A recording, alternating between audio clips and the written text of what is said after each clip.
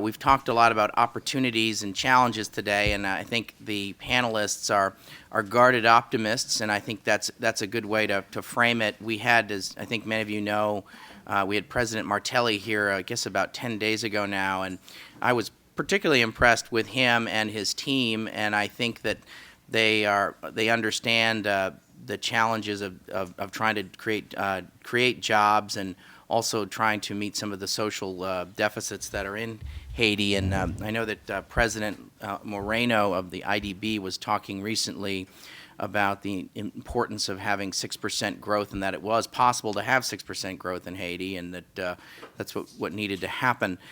So we're going to have three entrepreneurs and also folks from the public sector talking about the role of the private sector and private investment in the Haitian economy. You have their biographies in front of you, so I'm not going to go through them, but I'm going to just cede the floor to each of my fellow panelists, and we'll take it from there. We're going to first hear from Brad Horwitz, who is the president and CEO of Trilogy International Partners, who's the owner and operator of Voil in Haiti. Many of you who've been to Haiti, of course, are familiar with Voil, one of the prominent cell phone companies there. Brad, over to you.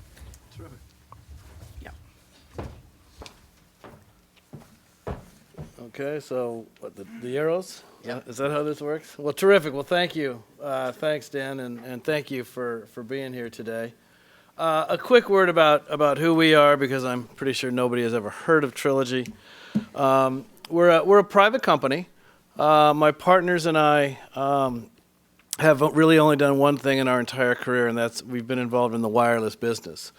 With the breakup of AT&T back in 1982, we thought that if you could walk around with a phone, we could probably sell a lot of them. We embarked on the non-wireless side of the business, built up a company to be the largest cell phone company in the world. We sold that business to AT&T in 1994, which subsequently sold to Singular, which subsequently AT&T bought back. It had kind of gotten into our blood, and so we formed a trio of additional companies under the banner of Western Wireless. One was a business focused on servicing rural America in a technology-agnostic manner. One was a company that we thought would be the first to bring the GSM technology into the U.S. That company was called VoiceStream. And the third was a portfolio of international assets with a particular focus on markets that were out of the mainstream of the bigger players. Ideally, we would say places that you would never want to go on holiday, but we thought that there was an opportunity there. In 2000, we sold VoiceStream to a company which is today T-Mobile, which ironically AT&T is now trying to buy. We sold the Western Wireless business, domestic business, to a company called Altel, which subsequently sold it to Verizon. We were left with a portfolio of 13 international assets, which we sold off to a myriad of players around the world. When it came down to the last few orphans, if you will, which were the countries of Haiti and Bolivia, the line of people looking to invest in those countries was pretty short. And so my partner, John Stanton, his wife, and I personally bought back the companies from Altel. That happened in 2006. We're based out of Seattle, Washington. We're a small private company, our own capital from our friends and families. We're licensed today to provide service in 4 different countries, over 33 million people with a focus purely on wireless.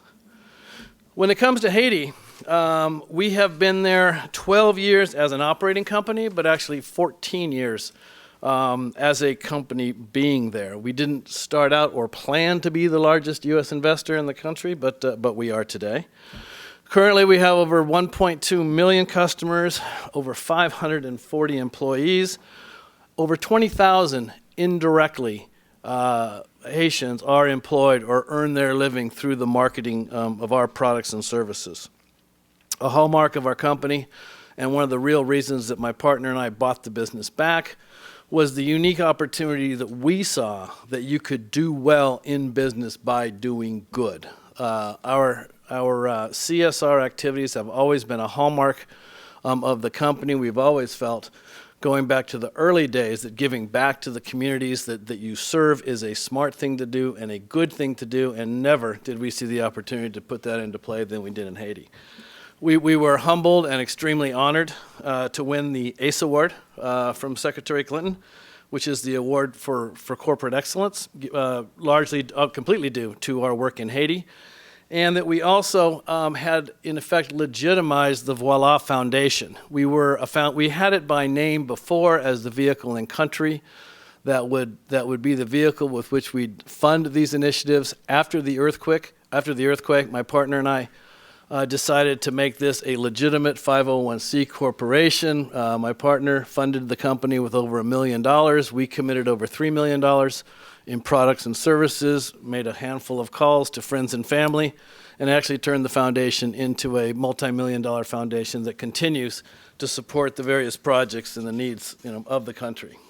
A little bit about the sector in Haiti, the telecom sector, which has arguably been one of the few robust opportunities in the country. Today, there's about 3.75 million wireless subscribers. The business is almost exclusively prepaid, which means it is a cash business. It's also a business that is very dependent on the diaspora. Figures somewhere between 20 and 30% of the official GDP of the country comes in via the diaspora. For us, however, and for our competitors in the country, it's also a significant source of revenues given the international traffic that flows in and comes through us. Not only is this a significant source of our overall revenue, but in a country like Haiti where the currency is not, where there's no forward market and there's certainly no hedging, of the gourd, this in effect serves as a currency hedge for the revenues that we generate. We have found, we believe in Haiti and we believe this everywhere in the world, that any economic development in a frontier or developing market can only occur if there is basic infrastructure in place in the country. There is a marked and dramatic increase in the GDP of a country once this is established. We believe that Haiti today is poised with the appropriate amount and an ongoing growing amount of infrastructure being developed to actually see that GDP start to rise. The networks themselves in Haiti lend themselves to new economic opportunities, new technologies that will come into play, such as the mobile money product that we'll talk about in a bit. The sector today is one of the largest investment sectors in the country and one of the largest sources of tax revenue there. The sector today creates over 50,000 jobs directly and indirectly. I believe it's the largest private sector employer in the country. To put that a little bit in perspective, as I was seeing some of the other presentations when they were talking about jobs and income, and averages are just that, an average. Our average employee in Haiti makes about $850 a month overall, which when you think about that relative to the minimum wage and everything else, it's a pretty strong base for the country that's there. Over $1.5 billion has been invested in the telecom sector through this year. And, kind of a telling tale and a little bit of a scary tale when it comes to the government and it comes to revenues. Between ourselves and our competitor, we contribute about 25% of the total tax revenues into the country. This is two companies that is generating this kind of deal, which is both, a little... it takes your breath away a little bit because it sort of magnifies and exemplifies the challenges that the government is going to have in ever attaining, self-sufficiency through through historically a tax base.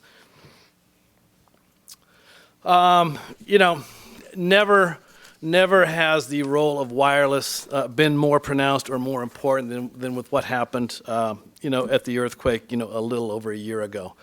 I mean, aside from the obvious, abilities for the Haitians to communicate and for messages coming back in, the infrastructure that we had in the country became instrumental for the Army, for the Navy, for the Coast Guard, for everybody that was trying to provide relief services into the country. The working network became absolutely a lifeline, for the country. It also created a number of innovative, services and applications that have been helping the aid organizations and the NGOs more efficiently and better direct, their efforts. We worked with the Red Cross to develop an application that could target specifically on a cell site by cell site basis specific messaging to affected to the affected population of various areas, whether it was related to cholera as to where the nearest clinics were, whether it's related to a hurricane as to what direction the storms were coming. What this really allowed us to do as the private sector is to very efficiently support the agencies that were working to support the country in a variety of ways. Probably the most important and innovative thing that is coming out of Haiti is the implementation of the mobile wallet solution. The mobile money, it's called M-Pesa in Kenya. It goes by a number of different names around the world, but this simple application of technology, in the case of Haiti, we believe will be one of the strongest foundations of improving the overall economic environment of the country. For those of you not familiar, it's simply the notion of using your cellular telephone as a wallet to receive money, to transfer money, and to purchase goods and services. I was told by one of the larger NGOs in the country that up to 40 cents on the dollar in distributing cash and relief efforts in Haiti goes towards the logistics of moving cash around. This application of this technology absolutely eliminates it. Anybody who's got people working in Haiti that's trying to process payroll or to write checks or to deal with the banking system knows specifically, how unproductive and how inefficient this is. Today, we are providing payroll services to thousands of employees and to thousands of cash for work programs by utilizing this technology, which is secure, it's safe, it's quick, and because of the applications driven by the cash for work programs and grant programs, we've worked very, very closely in developing this with Mercy Corps. It has taken the learning curve and the training and the trusting element of adoption to this up to a much quicker grade. And we think this is going to be one of the most significant things to drive efficiencies and to bring banking services back to a much larger part of the communication. 3G and internet access, technology keeps going. It is our belief that Haiti is going to be, on a worldwide basis, a country where the predominant method of accessing to the internet is going to be over mobile devices, whether they're pads, whether they're smartphones, whatever they are. The applications there are going to dramatically accelerate and surpass, we believe, most of the developed world. This requires, however, a doubling down. And so we are embarking this year, as are our competitors, in dramatic and expansive upgrades to the network. There's a lot of talk going on about taking access out to the rural areas, particularly challenging in Haiti. That's largely an economic issue, given the cost of building and the affordability of this. We're finding some very creative ways to develop this and deploy this with some of the NGOs, such as Invenio, through collaborating in private-public partnerships to the mutual benefit of everybody. This sector, however, has significant challenges. The first couple of points here don't just apply to our sector, but it really applies to everyone there. The infrastructure in Haiti, as everybody knows, doesn't work, is in sorely need of reparation. The ports, the roads, when we have to put a site somewhere, we have to build a road to actually get to it. Those of you who are involved in shipping everything in know what it's like, dealing with the port's power. My entire network in Haiti runs on generators 24/7. I will spend $8 million this year buying fuel to keep the power. And ironically, given the pricing, the government set pricing on power today, that's actually cheaper than buying what scarce power is actually available today. The logistics involved with this, the security involved with this, turns a business model generally upside down in how these things are done. In fact, the recent activity in the Mideast, which now has translated into the government, which mandates and controls the price of fuel, that just cost me $2 million this year, just based on what that increase in fuel pricing is going to be, given what's going on, around the world. Security, obviously security is an issue. Fuel is a very desired commodity. So every one of these sites that has generators and fuel has to have security. You got to have security for the security guys, because they can be entrepreneurial, as well. Institutional weakness in our case, It's in the regulatory environment, that's there.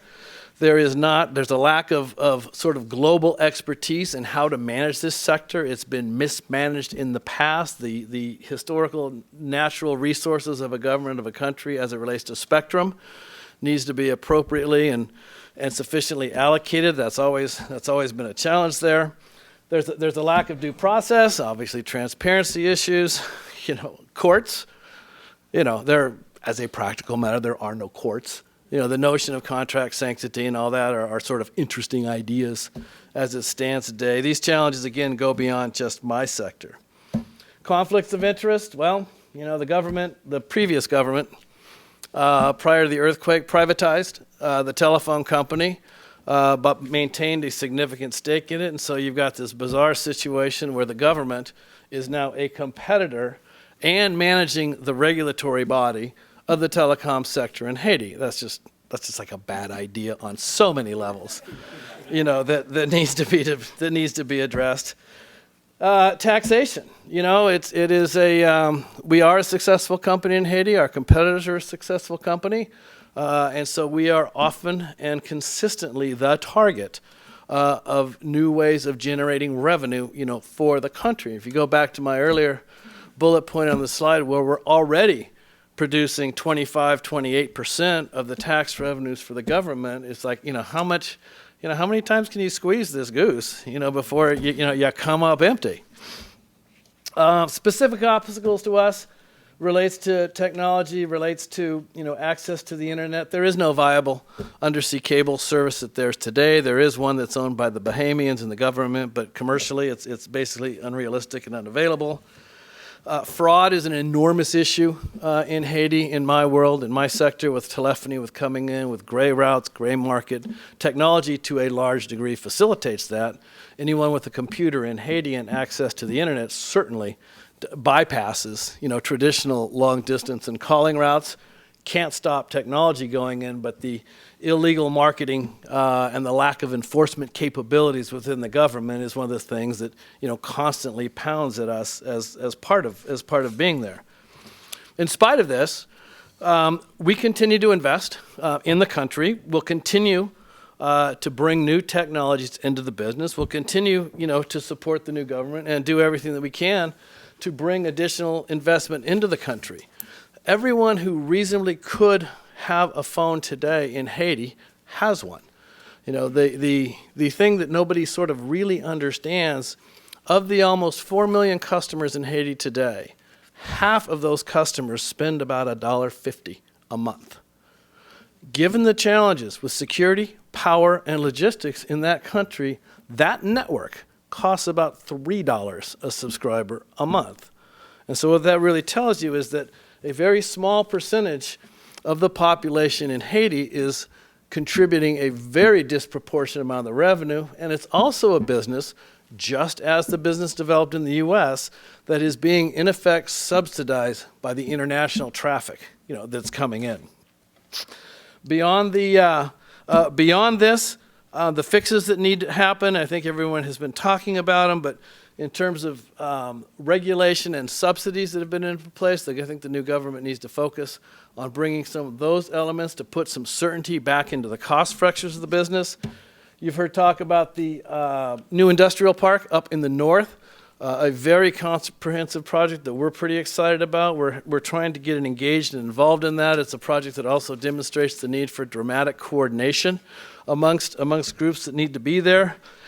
The opportunities, we had a chance to host a group that's looking at an enterprise fund down in Haiti. If you look just at my income statement, at my basic P&L, you can identify dozens of entrepreneurial businesses that can be developed into the country just to support my needs. I can support 22 small businesses just taking care of things that I can't get done today. You magnify that across the different sectors and there's phenomenal opportunities. But basically, Haiti's got to be a friendlier place. There's got to be security in the place. I'll never forget listening to former Secretary Colin Powell, who said, cash is a coward.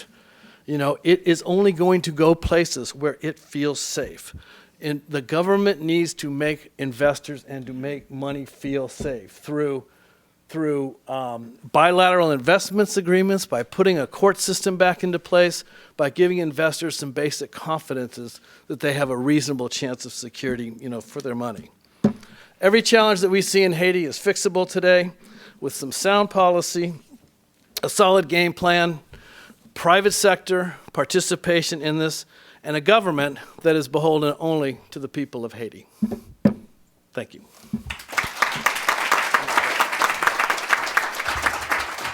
Thanks, Brad. Michael Ronan is the Vice President for Government Relations and Community Affairs at Community Relations at Royal Caribbean. Royal Caribbean has been an investor in Haiti for over 25 years and is the owner of the Labadee private port and is going to tell us about the tourism sector. If you'll excuse me, I'll stay here at the table. Unfortunately, I arrived here, my computer did, but my program didn't. So I'm going to try to piece it together here from a couple of emails, if you don't mind. First of all, our thanks to CSIS for allowing us to participate in the panel today. It's an honor to be here. It's been an honor to be in Haiti for over 25 years. In talking with some of our associates here, it's really pretty amazing when we think back about how many things have happened in those last 25 years. But unfortunately, it almost seems to be a cycle where you just about get ready to implement change and something else happens. And unfortunately, you get set back again to the starting point and sometimes worse, obviously in the case of the earthquake now. But I think the word today again was resilience. The people of Haiti amazingly have not only survived the 25, they've survived over 200 years of cycles in their life, and they're still resilient. So I think they're the best example of what we should look to as we look forward. Just with a kind of a raise of hands, how many people have ever been on one of our ships visiting Labadee, Haiti? Oh, that's actually interesting but scary. Okay. I definitely should have brought some brochures with me, but that's okay. We'll get to that. Well, again, then I'll say a little bit more about it than I might have otherwise. Haiti evolved out of a concept back in the 1980s where cruise ship companies, including Royal Caribbean Corporation, looked to purchase and or lease islands or sites in countries around the Caribbean where we could bring cruise ship visitors, create an environment, in some cases purely beach, like in the Bahamas, in others cultural and beach and other environments if we could, depending on the country. These developed actually starting in the 1970s and then into the 1980s and 90s, and they continued to develop. We entered into an agreement with the country of Haiti in 1986. It was a 50-year lease on the peninsula and the terrain around it. It's about 260 acres of land, of which we have to date developed about 100 acres of that land. It's a beautiful site for those of you that have not seen it. It's a bay with the peninsula, and the bay has beaches on both the ocean side and on the bay side. You have the Labadee village as the closest population. Cape Haitian is about 7 miles to the east, not very accessible by road. So effectively, it's been a plus and minus. It's an area we have been able to develop almost independently of the other country when that's been the way to do it, and we've had to survive some of the ups and downs of the government. It's made it very difficult when we wanted to grow and incorporate ourselves more into the society for those same lack of infrastructure facilities. So as I say, it's a bit of a double-edged sword. It is operated by a corporation called Solano, a Haitian corporation of which Royal Caribbean is the sole owner.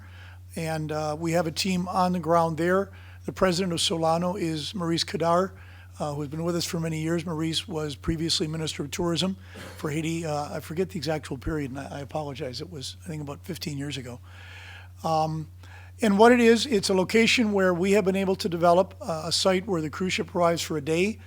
We not only provide a beach experience, but over the years we've been able to add other elements to it, taking advantage of the elevations and the beauty of the site to include everything from zip lines, as they're called today, where you jump on or climb a tower or are taken to an elevation and you're strapped into a harness. We literally have a 5-line zip line that you actually go from the edge of the bay over the water, over the ocean, and end up on the beach on the opposite side. We have something called a dragon coaster, which is a dry roller coaster, which comes down the side of the mountain. These are things that we're a very adventure-driven company, very innovative, and we found ways to integrate these into the property. But I think the important thing is, what does this really mean for our relationship with the country, and what we've been able to do to benefit the country of Haiti, not only our visitors to the country. What it means today is we permanently employ 260 local employees. This includes security staff, food and beverage staff, waiters on the beach, all forms of different professions in that area.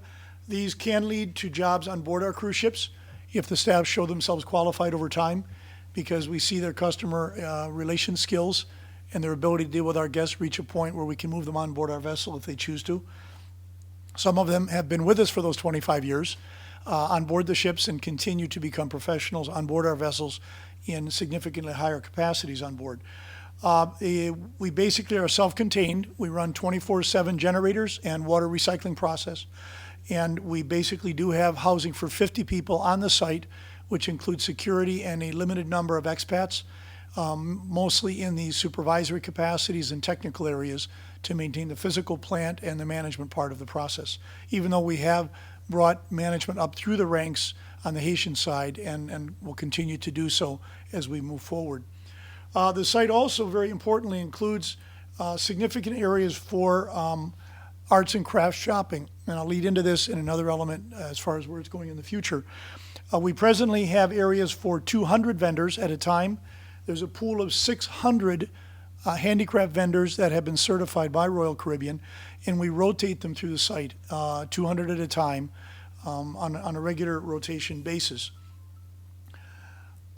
We also employ approximately 40 people that are operating local shore excursions. These are people, entrepreneurs, that have purchased snorkeling boats or built sailboats or brought them in.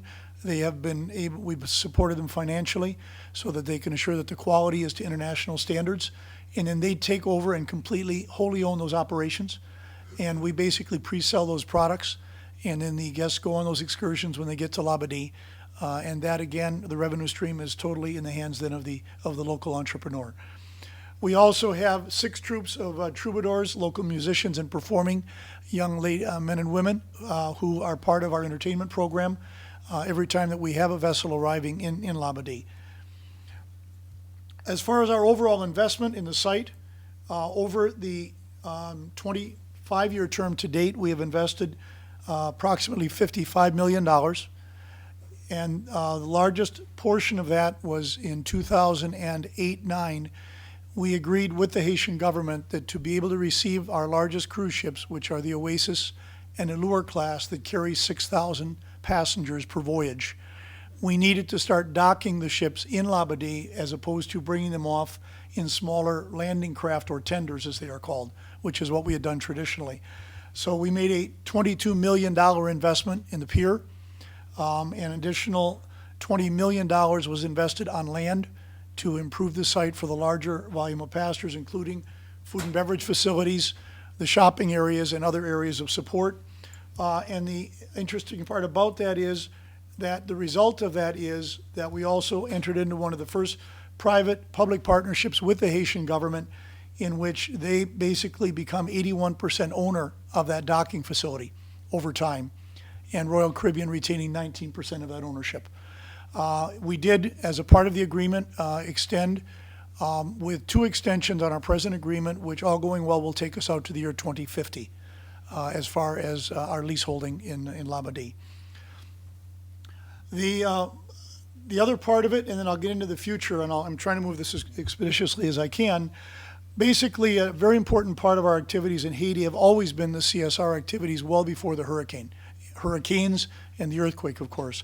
We have had a Solano Foundation since the corporation was formed, and through that we have been able to direct both recyclable goods, and what I mean by that is not the plastics and glass, but our ships are constantly being renovated, and in so doing, many times we are taking very, very usable materials, everything from computers to tables and chairs and furniture and beds out of our ships, medical supplies, and we then recycle those, make sure they're in good condition, and then channel those into institutions in Haiti where they can be made of good use, whether it's in medical clinics, schools, hospitals, or whatever the case may be in Haiti. Mostly, again, to date on the northern coast.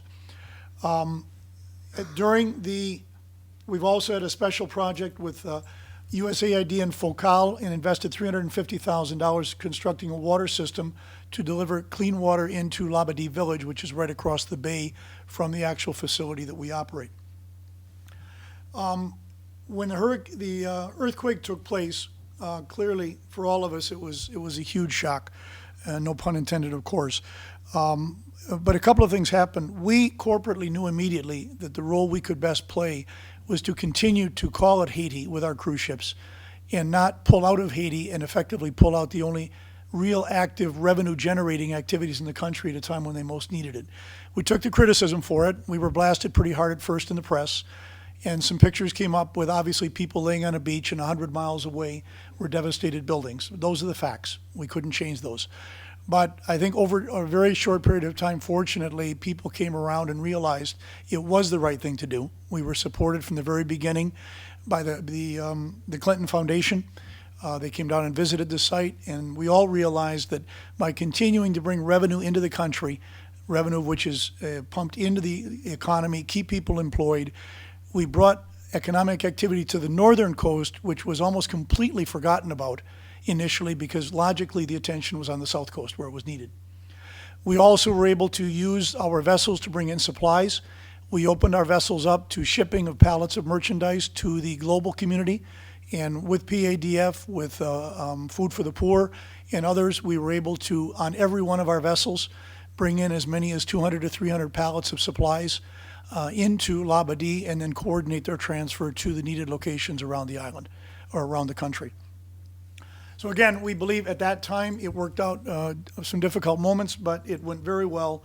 And we were able to also, through our medical team, work very closely with the hospital in Milo that ended up receiving a lot of people coming up from Port-au-Prince looking for medical aid, and we were able to support them substantially in being able to respond to those needs. Where are we now? Right now, in simple terms, Royal Caribbean pays a per-person fee to get to some of the financials to the Haitian government in the form of a $10 per person tax. That represents approximately $6 million a year in direct tax that goes directly to government in that fee. We also basically pay in wages and other services approximately $9 million a year. That's including salaries, purchase of fuel, supplies, and other things for the operation of the Labadee site. Our projections are that we will continue to bring somewhere in the neighborhood of 550 to 600,000 visitors per year over the foreseeable future. We are limited right now. We choose not to take more than one ship per day into Labadee, but it can handle 2 ships a day. So we'll see what the future brings. We are also in discussions with government to see if we will open it up to other cruise lines using it if there should be a demand. And that's all part of our agreement with them regarding the build-out of the facility to its larger capacity. Where are we going in the future? We have already been participating with IDB in some of the preliminary work on the Citadel project. We believe in it. Our CEO has made some comments about that. Personally, I can only add that I had the honor and privilege, a little bit unbelievably sometimes, to actually take tourists off of cruise ships to Labadee 40 years ago. Every week, we had 2 cruise ships visited Cape Haitian, and on a very routine and very well-operated basis, we took tourists up to Milo and up to the Citadel, and they thoroughly enjoyed their visit. Obviously, all of that went away, but I think for personal reasons, I know what can happen, and we know there's a lot to be done right now politically to see the structure that's going to come out to support it with the DMO. But Royal Caribbean stands ready, apart from what we've already done, to see what we can do to support that initiative. In the short term, I think it would be extremely important to use our critical mass in some of the small and medium size enterprises we've talked about. We have all of this craft vending on the site. Clearly, there's a huge opportunity there.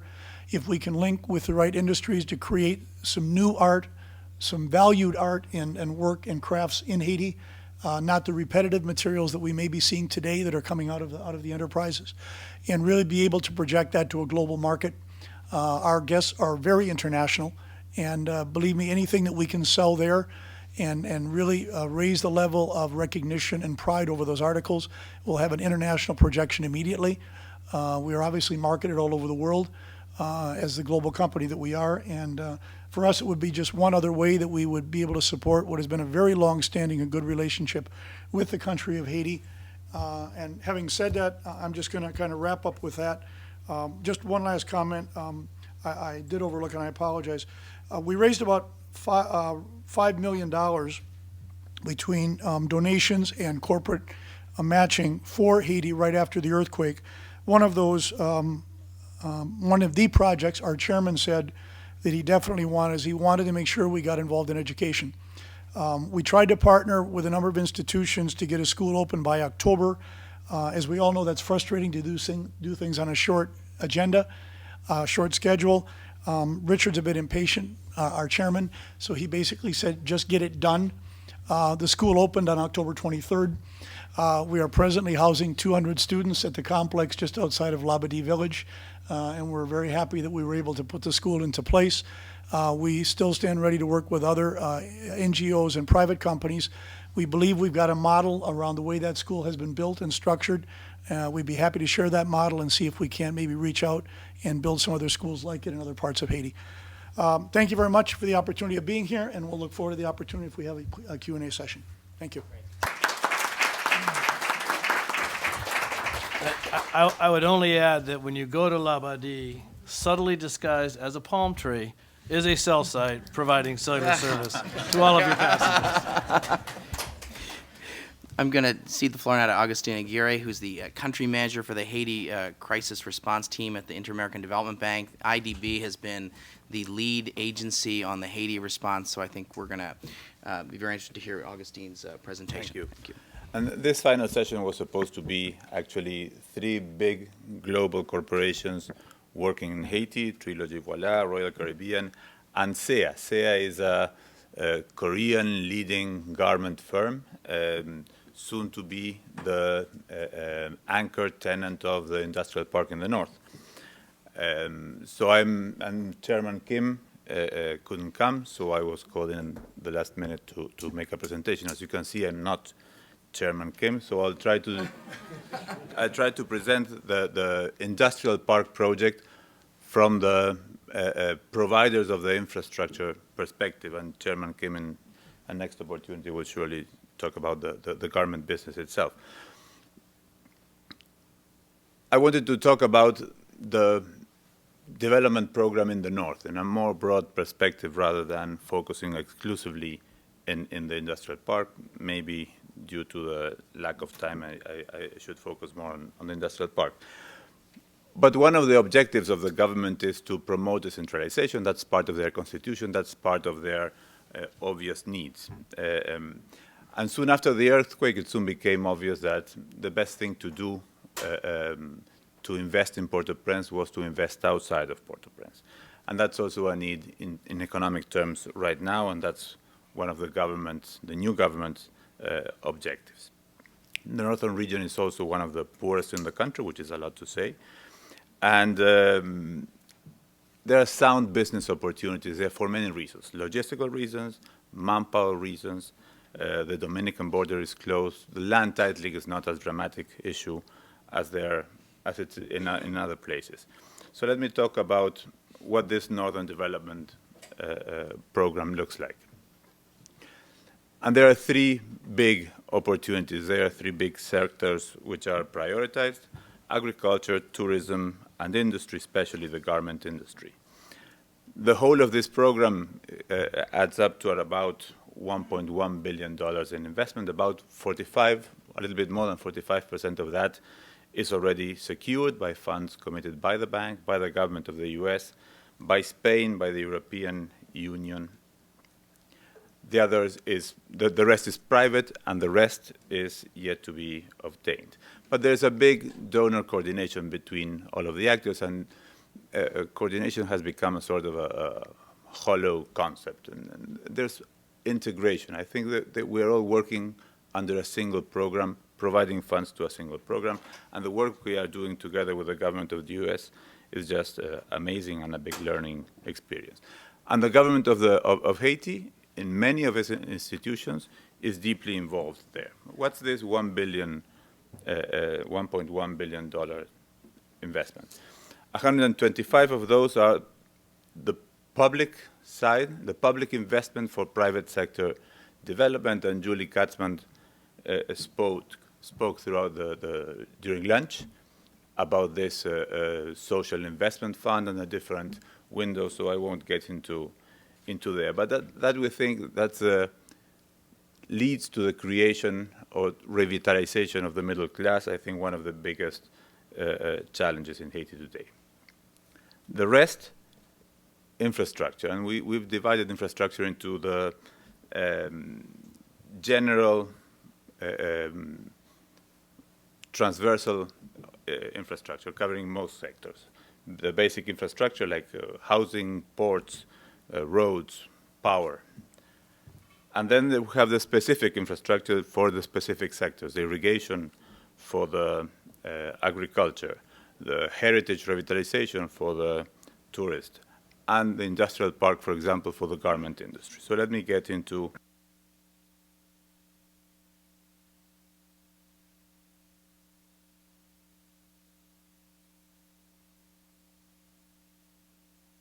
sorry, that's the north part of the country, very close to the US, with a legal framework, the Hope Help legislation, which makes it amazingly convenient for many products, specifically the garment products, to get into the US with a special tax benefits. There's overabundant labor at cheap cost, and social corporate responsibility, and many of these companies are looking at Haiti for that purpose, and hopefully most of them are looking at Haiti for business perspective and benefits.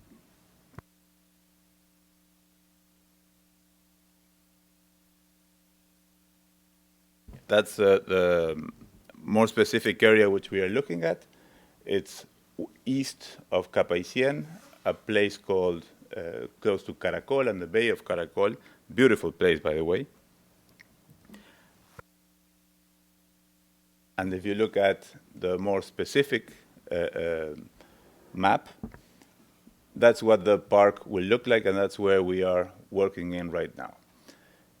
Basically, three big partners are working together on this. The IDB is dealing with all of the infrastructure inside the park, from the fences in, and I'll talk about that in a while. The government of the US is providing power and housing. We are expecting about 40,000 jobs to be created. That's about 200,000 people going to be living there around. And the European Commission will be providing funds for the transport and the logistics, including the road from there via Caracol to Cap Haitien, and improvements in a second stage for the port of Cap Haitien. All this site is 250 hectares, 40 minutes away from Cap Haitien, where you have the port and the airport. There has been a big effort of promoting this investment and opportunity. It's a big effort that has led to much more demand than the available funds can today satisfy. So it's already a success. And so a success and an opportunity, as there has been little in Haiti for the past years, and the government is working a lot there. It's very complicated. Trying to build, and I've been working on this for the past 6 or 8 months, trying to build this in Haiti with the institutional problems in Haiti, but with so many people looking at Haiti and different NGOs and different interest groups and pressure groups, it's tough. There are a number of studies that have been done. There are a number of studies that have been going on, that are going on right now. And today, the first RFPs are being published. So hopefully in 1 month, today, that's happening as we speak. Hopefully in 1.5 months, we'll be receiving the offers for the building of the basic infrastructure plus the initial warehouses in about half of the park. This is not only SEA, this is SEA and 3 other companies that are signing contracts with the government of Haiti right now. But this will mean about 800,000 square meters of covered building space. This will mean 25 megawatts of energy that need to be provided and will be consumed. 90% of the workers will be Haitian workers. 5% will be supervisors and managers of Haitian origin. The other 5% will probably be foreigners. And this will be generating an increase of around 5% of the GDP in Haiti. This will also mean around $27 million in tax collection, hopefully one of the big 3. Please. There's one of the lines in the MOUs that have been signed with these different contracts with the different companies that relates to international labor, environmental, and social standards to be observed. So there's big expectation everywhere. There's big expectation in the bank, and we hope, and the commitment is that by March of 2012, next year, the first warehouses will be in place and the first 2 companies will be starting to work and to generate the jobs. So we are extremely optimistic about Haiti in general, optimistic about this challenging project in particular, proud to have been a part of it, and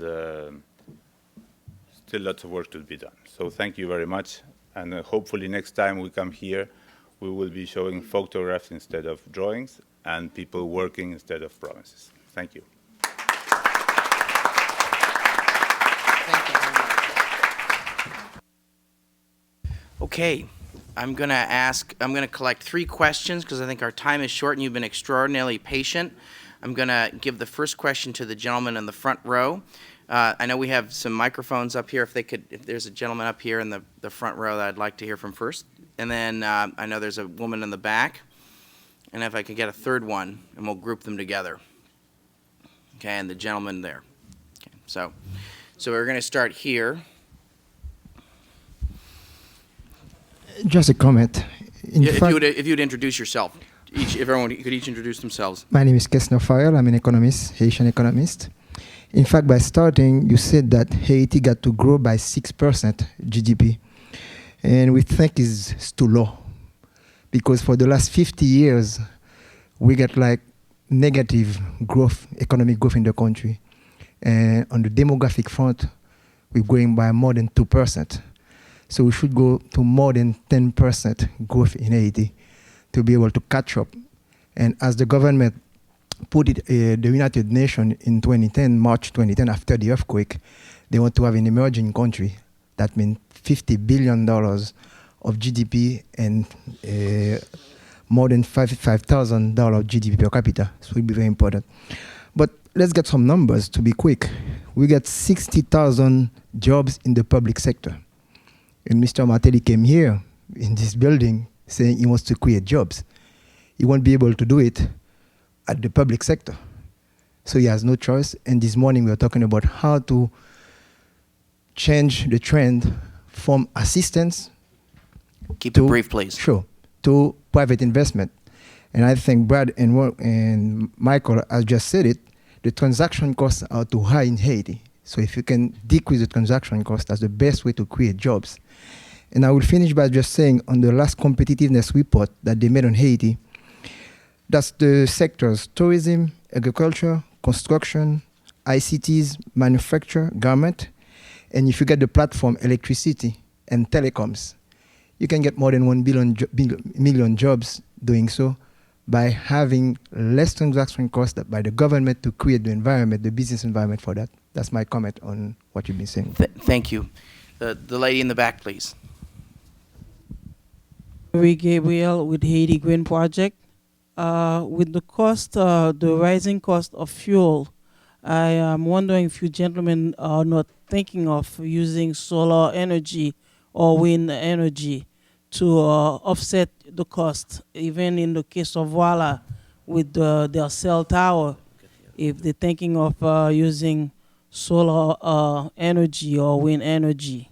And also I've listened to all the presentation during the day, and I'm kind of saddened of not hearing anybody tackling the public transportation issue in Haiti, because we have we're talking about decentralization and building better, but we're not talking about how we're going to help people living in the outskirts of the major cities to go to work and get home.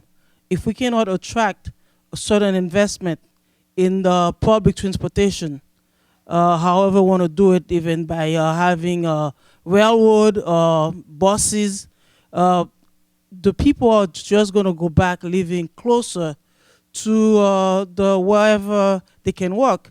So even if we move the businesses into the northern side, we don't create the same kind of issues that we have in Port-au-Prince, in Cape Haitian, any other cities.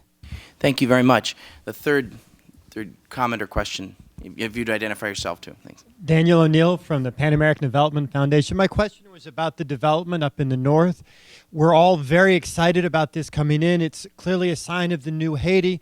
I wondered if it also includes upgrades to the other infrastructure, like the airport, if there will be sewage facilities. How much more do we get out of this beyond just the factories? Thank you. So why don't I, maybe each of you might want to take a piece of any of those questions. How about, Brad, I know you had a view on the solar and wind. Would you just? Sure. The great question. Haiti clearly is a place where wind is prevalent. Couple of issues. We have experimented with both. We have actually built 2 towers today to test the wind turbine to see if it actually generates enough power to run the site. It does. I mean, they're clearly in certain parts of the country where there's consistent wind, you can generate enough to do that. The challenge comes in building things to withstand the elements in Haiti. We build, and we have to build, and it's what helped us dramatically during the earthquake. We have to build our infrastructure to manage and face 120-mile-an-hour wind. And so when all of a sudden you take the cost of building a supplemental tower to run a turbine to power the site, the economics, really, as expensive as it is to continue using gensets and power, it wins out. On solar, the challenge of solar, which there's clearly plenty of sunlight in Haiti, the footprint of the panel that's required to generate enough solar energy to then run a site, again, leads to having to build additional infrastructure to support that panel. And so at the end of the day, with the challenges of land ownership, of the cost of construction, continuing to use diesel still pans out. What we've been experimenting with are various new technologies and battery technologies that sort of turn off and on to minimize the amount of power and to recycle batteries more effectively. Would you, while you have the floor, any other comments on the other comments from the floor, either about the business enabling environment or about the infrastructure in the north? Well, in the north, I mean, the north is an unbelievable opportunity. If you take the numbers that they're talking about just in terms, and I believe of the numbers, 5% are going to be sort of brought in from the tenants, another 5% are going to be supervisors. You take that against 4,000 people. I was in Cape Haitian about a month ago, and I sort of did a quick count. There's 109, and I'll use the term loosely, hotel rooms in Cape Haitian. The opportunity for someone to build housing just to support the workers that are going to be coming in, whether it's bed and breakfast, whether it's hotels, are staggering opportunities for anyone entrepreneurial that aren't large-scale projects that will do it. We are planning on putting a store out at that industrial park to service just the demands of the workers. Our banking partner in the mobile wallet has committed to open a branch, and all of these things are going to spur additional entrepreneurial opportunities, which will create more jobs and put in needed infrastructure. Thanks, Michael. Okay. Real quickly on the energy, we're a bit different, obviously, because the physical plant of the ship is self-sustainable. But what we are doing is we are driving the technology in our ships all over the world, environmentally, processing, energy conservation, any technology that we can take ashore, at least in the immediate Labadee area, we're obviously doing. Some is practical, some is not. I mean, we use solar energy on our ships. Some of it works for small applications in Labadee, but I think we are very technologically driven. We're very environmentally driven. So those two combine very well, and we're really doing everything we can to try to use that technology ashore where we can. Regarding the North Coast project, I'm very happy to see it. Obviously, looking at the tourism side of it, as I said, we see some tremendous opportunity on the North Coast. It existed there before. Even just as recently as a couple of years ago, there used to be large volumes of tourists that came across from the Dominican Republic to Cape Haitian, went up and visited the Citadel, filled what were more hotel rooms then than there are today, because you had the Montjoli, you had the Comier Plage, you had other hotels. So we know that under the right circumstances, apart from the development, which will obviously bring in this larger volume of people, under the right master plan, the development of the tourism product on the North Coast has some tremendous potential.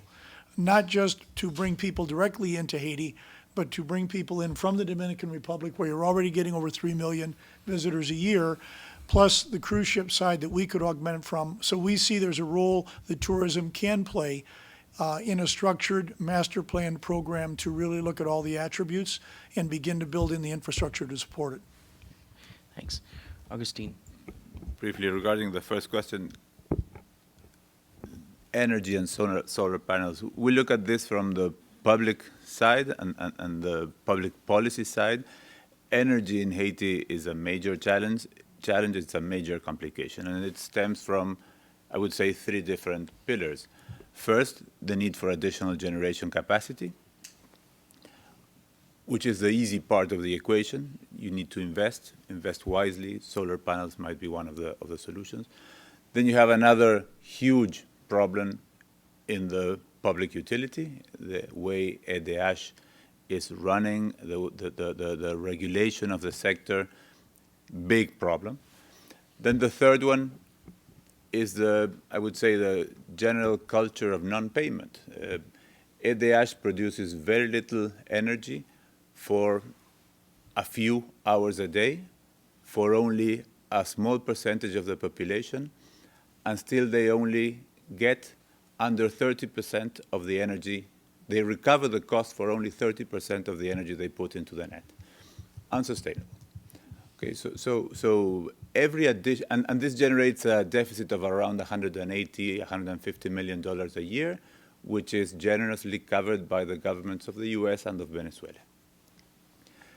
So every additional mega you put into the network is additional $1 million that come into the deficit. So until you solve probably the third of the pillars, you won't be able to solve the second one. And until you solve the second one, every additional mega is a problem. The 3 of these issues are being covered. The present government of Haiti has initiated under the CEMEP, which is a Commission for the Modernization of the State, which successfully modernized the telecommunications sector, is beginning a new process with EDH and the energy sector, which we are a part of, the government of the US and the World Bank are a part of. Hopefully this will lead to changes there. Going to the second question, and sorry, I took a little bit of time there. Yes, the Northern Development Project should be an opportunity not only for the industrial park or for the tenants of the industrial park. It's an opportunity to develop infrastructure in general and to take their services in general. And there are investments expected in every single subsector. The power generation, the government of the US is starting to build, and it's hiring generation of 35 megawatt facility. They got an agreement with the government, and as an exception for that program, that energy can be sold directly to the users, industrial or individual, and not via EDH. That's not the way usually things are run in Haiti. So that's one. You have roads. The European Union is putting a lot of money into developing the road infrastructure in the north, and they will be investing in the port of Cap Haitien as well. The government of Venezuela is rehabilitating the airport in Cap Haitien, and that's a major program. We will be working in housing in a few of the smaller towns in the north and in water and sanitation programs from Wanamouth to the west. So there are a number of infrastructure investments that will benefit not only the small industrial park, but the rest of that. I think we're going to have to end it here. You've been a very patient audience. Please help me in thanking the panel.